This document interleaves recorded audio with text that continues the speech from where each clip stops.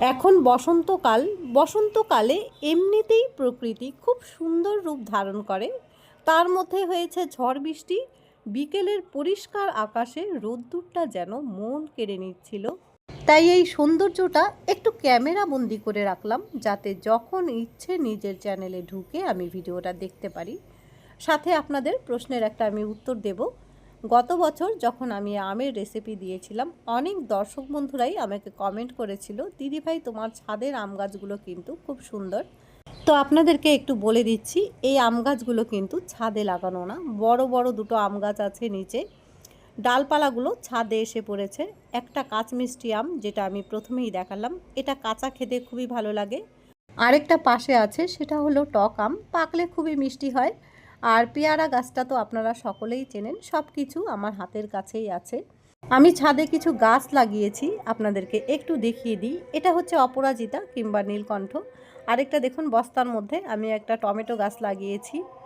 আমি গাছপালা লাগাতে খুবই ভালোবাসি, কিন্তু রান্নার ভিডিও করার চাপে গাছপালা আমি একদমই লাগাতে পারি না। আর এই যে দেখুন, একটা আপেলের বাক্সর মধ্যে আমি দুব্বা লাগিয়ে রেখেছি। প্রত্যেক বৃহস্পতিবারে কিংবা যে কোনো পুজোতেই আমাদের দুব্বা লাগে, তখন খুব সহজেই যাতে হাতের কাছে আমি পেয়ে যাই, সেই জন্য দুব্বা আমি লাগিয়ে রেখেছিলাম।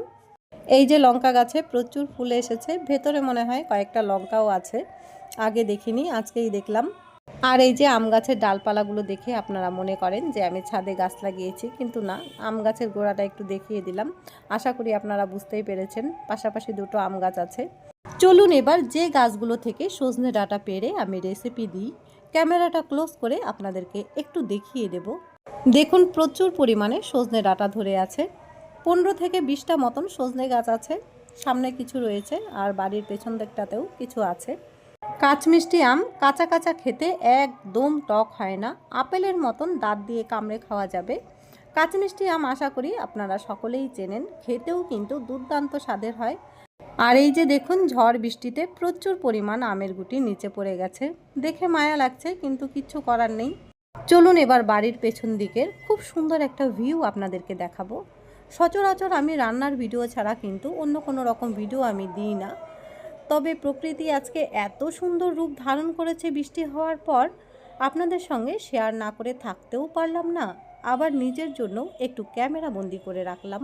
বাড়ির কিছুটা সামনেই রয়েছে একটা ছোট্ট নদী। নদীতে দাঁড়ালে পায়ের পাতাগুলো দেখা যাবে। তো আমার রয়েছে 2টা ইউটিউব চ্যানেল, একটা ফেসবুক পেজ, একটা আইডি। সংসারের কাজের পাশাপাশি আমি এতটাই ব্যস্ত থাকি যে নদীতে সেরকম যাওয়া হয় না।